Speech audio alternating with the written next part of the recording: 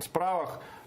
Насправді, Генеральний прокурор про це сьогодні не говорив, але він відхиляє прохання антикорупційного прокурора також звернутися до парламенту про надання згоди на притягнення до кримінальної відповідальності Олега Ляшка.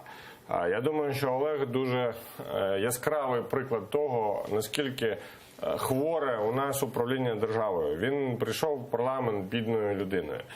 Тепер в його деклараціях мільйонні виграші в лотерею, люксові будинки десь там по сусідству з Клюєвим в престижному районі під Києвом, величезна кількість готівки в валюті. Це явні ознаки іншої важливої статті Кримінального кодексу, яку ми по-новому виписали в цій Раді. Це був мій перший закон, який я проводив.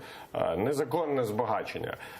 Я думаю, що нам треба докласти дуже багато зусиль, щоб викинути з парламенту людей, які прикриваються депутатським мандатом, і допомогти антикорупційному бюро і антикорупційній прокуратурі по-справжньому притягнути їх до відповідальності. А ще написаний нами закон дозволяє конфіскувати все майно, яке посадовець після засудження не може пояснити.